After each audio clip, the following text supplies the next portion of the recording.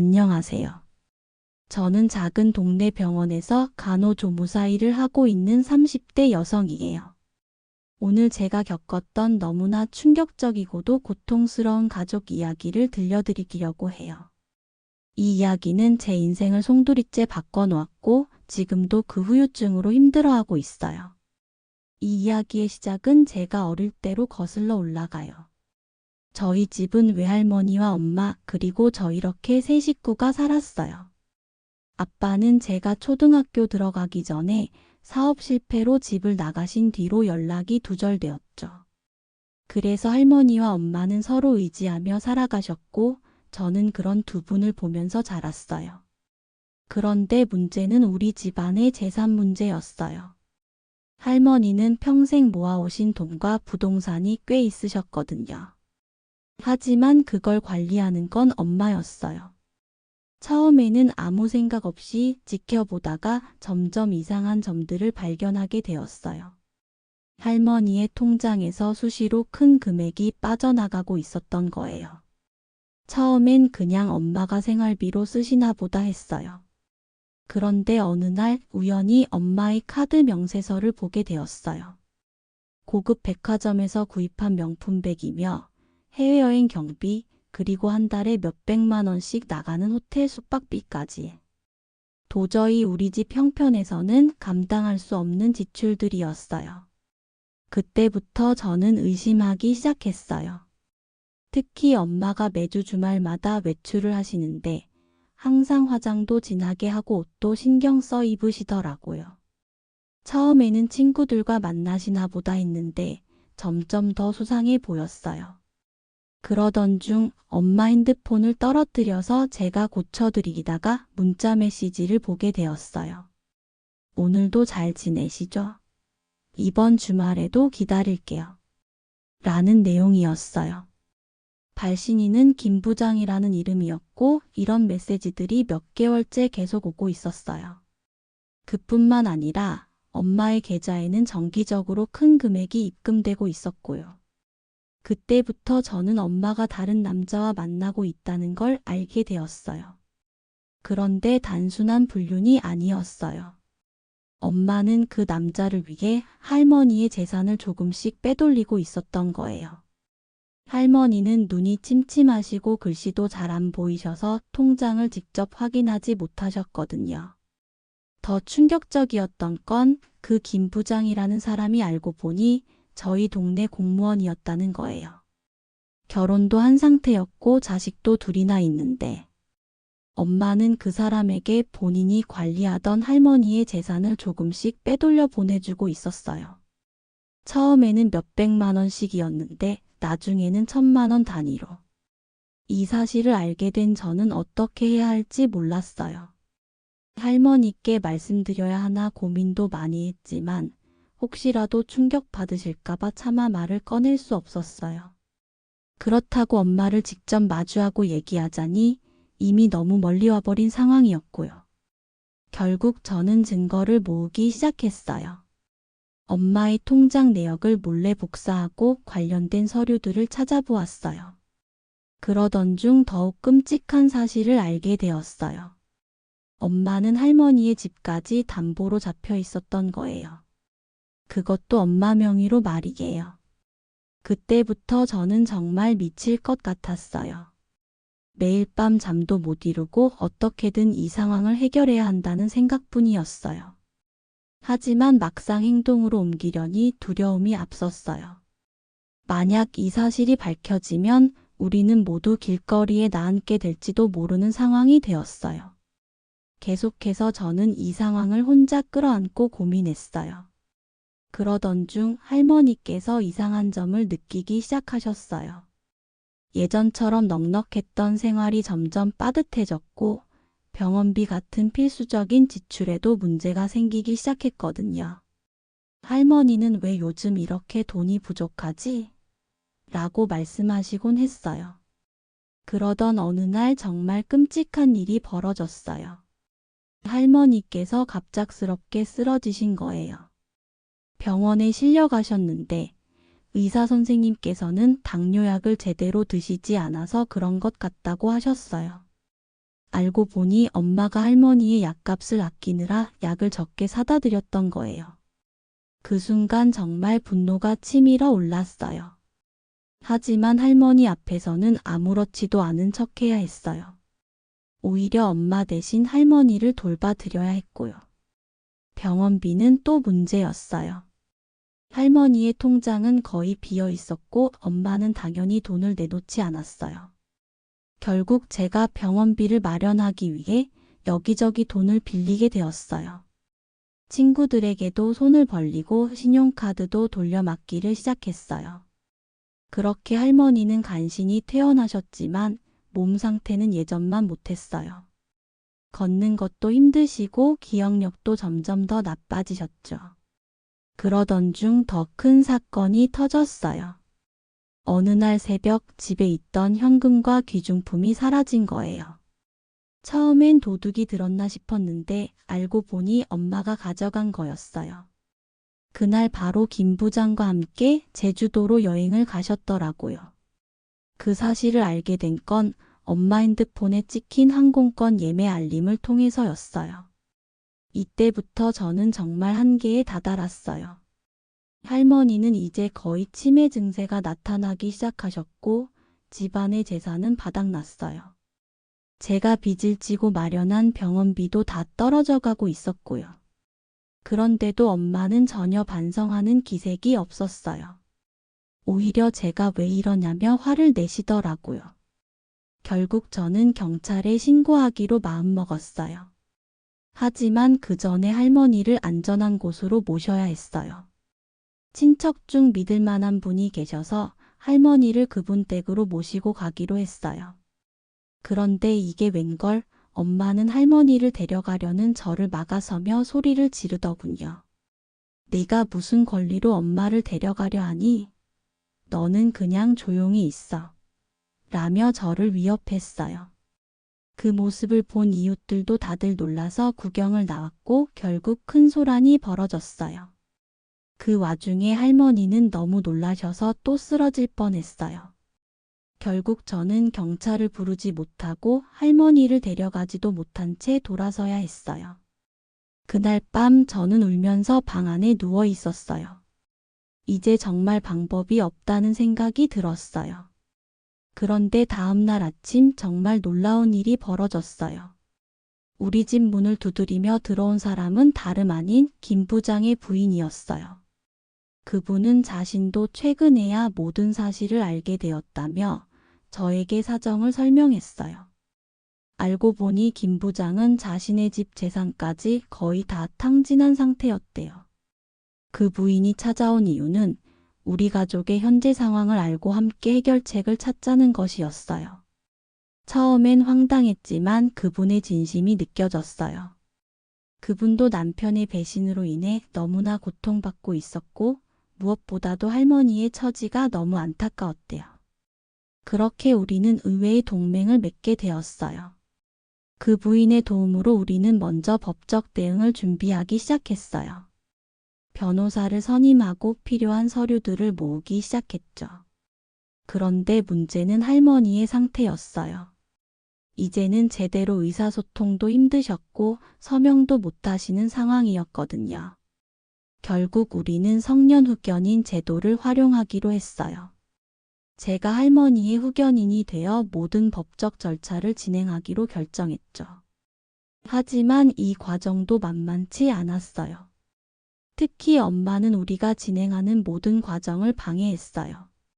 심지어는 할머니를 데리고 집을 나가려고까지 했으니까요. 그러던 중 정말 운이 좋게도 우리 병원 원장님께서 이 상황을 알고 도와주시겠다고 하셨어요. 원장님은 평소에도 저를 아끼시던 분이었는데 이런 특별한 경우라면 무료로 진료를 해주시겠다고 하셨어요. 덕분에 할머니의 치료비 걱정은 조금 덜 수 있었어요. 하지만 가장 큰 문제는 여전히 엄마였어요. 어느 날은 제가 일하는 병원까지 찾아와서 소란을 피우더라고요. 내가 왜 엄마를 이렇게 몰아붙이니? 내가 잘못한 게 뭐가 있다고. 라며 사람들 앞에서 울고불고 난리를 피우셨어요. 그 모습을 본 병원 사람들 모두가 저를 이상하게 쳐다보더군요.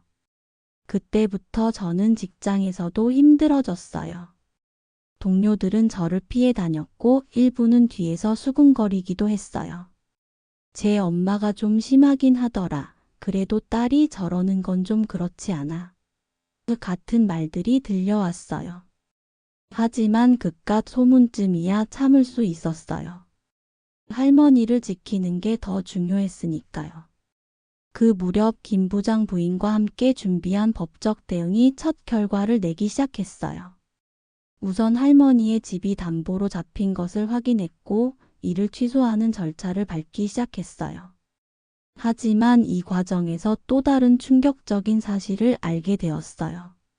엄마가 이미 그 집을 매물로 내놓고 팔려고 했다는 거였어요. 거래는 마지막 계약서만 남겨둔 상태였어요. 만약 우리가 하루만 늦게 알았다면 할머니의 집은 영영 다른 사람의 것이 되었을 거예요. 그 사실을 알게 된 날, 저는 정말 분노와 공포로 밤새도록 울었어요. 이제는 정말 엄마라는 사람을 이해할 수 없었어요. 그런데 이 상황에서 더 놀라운 일이 벌어졌어요. 제가 몰래 수집해온 증거들을 가지고 경찰서에 가려던 참이었는데 갑자기 엄마가 모든 걸 인정하며 무릎을 꿇더라고요. 미안해. 엄마가 잘못했어. 라며 울기 시작하셨어요. 처음엔 또 다른 술수인 줄 알았지만 이번엔 진심으로 후회하시는 것 같았어요. 엄마는 김 부장과의 관계가 처음에는 단순한 친구 사이였다고 했어요. 하지만 점점 더 깊은 관계가 되었고 그 사람이 돈이 필요하다며 접근하자 그만. 그렇게 시작된 일이 점점 더 커져버렸다는 거였어요. 특히 그 사람이 자신에게 관심을 보일 때마다 외로웠던 엄마는 점점 더 깊이 빠져들었다고 했어요. 그 이야기를 들으면서도 저는 분노보다는 슬픔이 더 컸어요. 엄마도 결국은 외로움과 상처를 안고 있던 피해자였던 거예요. 하지만 그렇다고 해서 모든 게 용서될 수는 없었어요. 할머니의 삶이 걸린 문제였으니까요. 결국 우리는 가족회의를 열기로 했어요. 김 부장 부인도 함께 참여했고 앞으로 어떻게 할 것인지 논의했어요. 그 자리에서 엄마는 모든 것을 털어놓기로 했어요. 그리고 김 부장과의 관계를 완전히 끊겠다고 약속했어요. 하지만 현실적인 문제들은 여전히 남아 있었어요. 할머니의 재산은 거의 바닥난 상태였고 남은 집도 담보대출로 인해 깨끗한 상태가 아니었어요. 우리는 이 문제를 해결하기 위해 각자 역할을 나누기로 했어요. 엄마는 가능한 한 많은 돈을 갚기로 했고 저는 계속해서 할머니를 돌보기로 했어요. 그 무렵 또 다른 문제가 생겼어요. 할머니의 치매 증세가 점점 더 심해지면서 이제는 제대로 먹지도 못하고 자주 헤매시더라고요. 하루는 새벽에 집을 나가서 동네를 헤매다가 교통사고를 당할 뻔했어요. 그때부터는 더 이상 집에서 돌볼 수 없었어요. 결국 우리는 할머니를 요양원에 모시기로 결정했어요. 물론 엄마는 강하게 반대했지만 이제는 할머니의 안전이 최우선이었어요. 요양원 비용은 제가 책임지기로 했어요. 이미 많은 빚이 있었지만 할머니를 위해서라면 뭐든지 할 수 있었어요. 그렇게 할머니는 요양원에 가게 되었고 저는 매일 틈날 때마다 찾아뵈었어요. 할머니는 제 얼굴을 보면 항상 미소를 짓곤 하셨어요. 하지만 가끔은 엄마를 찾으며 울기도 하셨어요. 그럴 때마다 제 마음은 찢어질 듯 아팠어요. 한편 김 부장 사건은 점점 더 복잡해져만 갔어요. 그의 부인이 제공한 증거들로 인해 그가 직장에서도 큰 문제가 되었어요.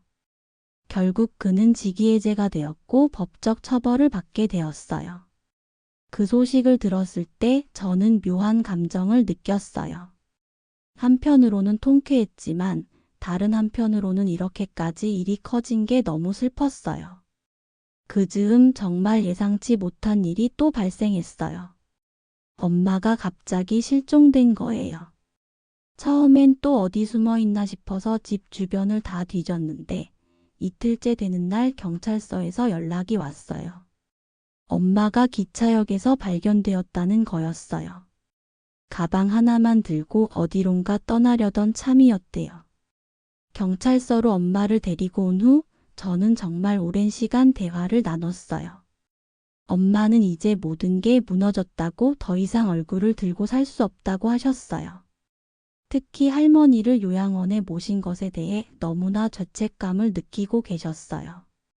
그때야 비로소 제가 얼마나 엄마를 몰아세웠는지 깨달았어요. 물론 엄마의 행동이 용서될 수는 없었지만 그동안 제가 너무 감정적으로 대했더라고요. 이제는 서로를 이해하고 함께 해결해 나가야 할 때라는 생각이 들었어요. 우리는 다시 한번 계획을 세우기로 했어요. 먼저 할머니의 남은 재산을 정리하고 엄마가 갚아야 할 돈의 구체적인 계획을 세웠어요. 그리고 엄마는 요양보호사 자격증을 따기로 결심했어요. 자신이 할머니를 돌보는데 직접 도움이 되고 싶다며 새롭게 시작하겠다고 하셨어요. 하지만 현실은 여전히 녹록지 않았어요. 요양원 비용은 계속 나가고 있었고 엄마가 새로운 일을 시작하려면 시간이 필요했어요. 그래서 저는 병원에서 더 많은 야간 근무를 자처했어요.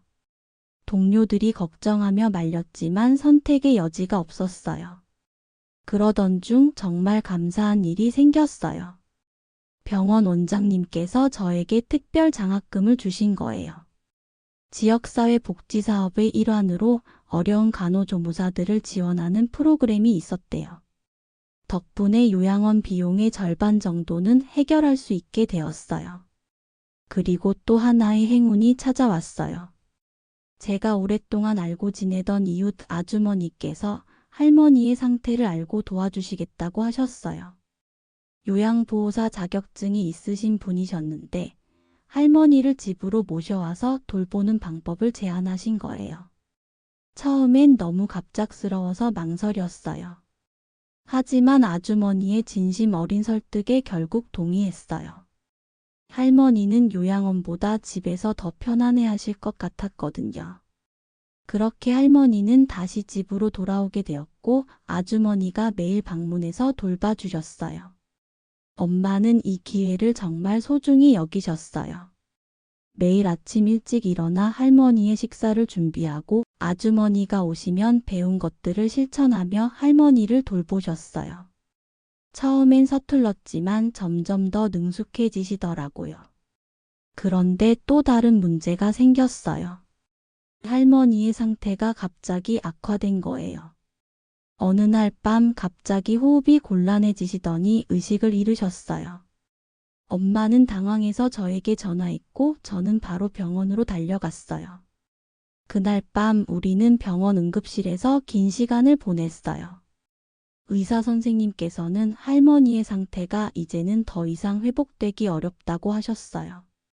심장과 폐가 모두 약해진 상태라 언제 어떻게 될지 모른다고. 그 말을 듣는 순간 저는 정말 무너질 것 같았어요. 엄마도 병원 벽에 기대어 흐느끼고 계셨어요. 하지만 할머니는 기적처럼 다시 깨어나셨어요. 며칠 후 아주 약한 목소리로 고마워 라고 말씀하시더라고요. 그 순간 엄마와 저는 서로를 바라보며 울음을 터뜨렸어요. 이제는 더 이상 과거의 잘못을 탓할 시간이 없었어요. 할머니와 함께 할 수 있는 소중한 시간을 만들어야 했어요. 그때부터 우리는 할머니에게 집중하기로 했어요. 엄마는 요양보호사 자격증 공부를 잠시 미루고 할머니 곁에서 지내기로 했어요. 저는 병원 일과 병행하면서도 매일 틈틈이 할머니를 찾아뵐 수 있도록 스케줄을 조정했어요. 할머니는 점점 더 약해져만 갔지만 그래도 우리를 알아보시고 미소를 지으셨어요. 가끔은 옛날 이야기를 하시기도 했고 우리가 어렸을 때의 추억을 떠올리시기도 했어요. 그런 순간들이 너무 소중해서 우리는 매 순간을 사진으로 남기고 영상으로 기록했어요. 그러던 어느 날 할머니께서 특별한 말씀을 하셨어요. 너희 둘 다 너무 고마워. 라고 하시더니 엄마의 손과 제 손을 함께 잡으셨어요. 그 순간 엄마와 저는 서로를 바라보며 미소 지었어요. 이제야 비로소 우리는 진정한 가족이 된 것 같았어요. 하지만 우리의 시련은 아직 끝나지 않았어요. 할머니의 병원비와 요양비는 계속 나가고 있었고 집안의 재정 상태는 점점 더 악화되고 있었어요. 특히 엄마가 갚아야 할 돈이 여전히 많이 남아 있었거든요. 그러던 중 정말 놀라운 일이 벌어졌어요. 김 부장의 부인이 다시 찾아온 거예요. 하지만 이번엔 다른 이유였어요. 그분이 운영하던 작은 식당이 경영난으로 문을 닫게 되었는데 그 공간을 저렴하게 빌릴 수 있게 되었다는 거였어요. 그리고 그곳에서 우리가 함께 무언가를 시작해보자는 제안을 하셨어요. 처음엔 무슨 뜻인지 이해가 안 갔어요. 그런데 그분은 이렇게 설명하셨어요. 우리 둘 다 힘든 상황이잖아요. 그런데 각자 따로 해결하려 하면 더 힘들 거예요.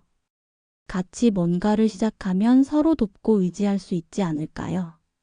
그 말을 듣고 보니 정말 맞는 말이더라고요. 그래서 우리는 함께 작은 카페를 열기로 했어요. 위치도 좋고 월세도 저렴한 데다 무엇보다도 우리 둘 다 새로운 시작이 필요했거든요. 저는 병원 일을 계속하면서 주말마다 카페를 운영하기로 했고 김 부장의 부인은 평일에 카페를 운영하기로 했어요. 엄마도 이 계획에 동참하기로 했어요. 요양보호사 자격증을 취득한 후 카페에서 일하면서도 할머니를 돌볼 수 있는 시간을 만들기로 했어요. 그렇게 우리는 각자의 역할을 나누고 새로운 도전을 시작했어요. 카페 오픈 준비는 정말 힘들었어요. 리모델링 비용을 마련하기 위해 우리는 각자 가지고 있던 물건들을 처분했어요. 엄마는 귀한 것들까지 다 팔았고 저는 저축해둔 돈을 모두 털었어요. 김 부장의 부인도 자신의 예물을 팔아서 돈을 마련했어요. 하지만 이런 노력들이 모여서 드디어 카페가 문을 열게 되었어요. 이름은 세컨드 찬스라고 지었어요. 우리 모두에게 두 번째 기회를 준다는 의미였죠. 처음엔 손님이 별로 없었지만 점점 입소문이 나면서 단골 손님들이 생기기 시작했어요. 특히 엄마가 만드는 수제 쿠키가 인기를 끌었어요. 엄마는 예전에 제과점을 운영한 적이 있어서 그 솜씨가 아직도 살아있었던 거예요. 손님들은 엄마의 쿠키를 맛보고는 꼭 다시 찾아오셨어요. 덕분에 카페는 점점 안정되어 갔어요. 그러던 중 정말 감동적인 일이 있었어요. 할머니께서 카페에 오신 거예요. 물론 휠체어에 앉아 계셨지만 오랜만에 외출이라 너무 좋아하셨어요. 손님들은 할머니를 보고 다들 인사를 건네셨고 어떤 분은 할머니에게 직접 만든 쿠키를 선물하기도 했어요. 그날 이후로 우리는 매주 할머니를 카페로 모셔오기로 했어요. 할머니는 카페에서 사람들과 이야기를 나누시며 행복해 하셨어요. 엄마는 그런 할머니를 보며 눈물을 훔치곤 했어요. 아마도 자신이 저지른 잘못들에 대한 죄책감이 조금씩 치유되는 순간이었겠죠. 카페가 안정되면서 우리는 점점 더 많은 변화를 시도했어요. 지역사회 복지단체와 연계해서 요양이 필요한 어르신들을 위한 프로그램도 운영하기 시작했어요. 엄마는 요양보호사로서, 제가 간호조무사로서, 김 부장의 부인은 운영자로서 각자의 역할을 충실히 해냈어요. 하지만 여전히 해결해야 할 문제들이 남아 있었어요. 할머니의 병원비와 요양비, 그리고 엄마가 갚아야 할 빚들. 우리는 이것들을 해결하기 위해 카페 수익을 조금씩 모으기로 했어요. 또한 지역사회에서 주최하는 각종 행사에 참여해서 추가 수입을 얻기도 했어요. 그러던 어느 날 정말 놀라운 일이 또 일어났어요. 제가 오랫동안 다니던 병원 원장님께서 우리 카페의 이야기를 지역신문에 소개해 주신 거예요. 그 기사가 나오고 나서 정말 많은 분들이 찾아오셨어요. 어떤 분들은 격려의 말씀을 해주시고 어떤 분들은 후원을 해주시기도 했어요. 덕분에 우리는 더 많은 기회를 얻게 되었어요. 지역 문화센터와 협력해서 카페에서 작은 음악회도 열게 되었어요. 할머니도 이런 행사에 참석하시며 즐거워하셨고, 엄마는 자신이 요양보호사로서의 역량을 키울 수 있는 교육 프로그램에도 참여하게 되었어요. 시간이 지나면서 우리는 점점 더 단단한 팀이 되어갔어요. 서로의 상처를 이해하고 서로를 돕는 법을 배워갔어요. 특히 엄마는 정말 많이 변했어요. 예전에는 자신의 욕심만 채우려 했지만, 이제는 다른 사람들을 돕는 일에 더 큰 보람을 느끼고 계셨어요. 그리고 어느덧 1년이 흘렀어요. 카페는 이제 지역사회에서 없어서는 안 될 존재가 되었고, 우리는 정말 소중한 가족이 되었어요. 할머니는 여전히 힘든 시간을 보내고 계셨지만, 우리와 함께하는 순간만큼은 항상 행복해 하셨어요. 오늘 사연은 여기까지입니다. 사연이 좋으셨다면 구독과 좋아요, 알림 설정까지 부탁드려요. 다음에 더 좋은 사연을 가지고 찾아올게요.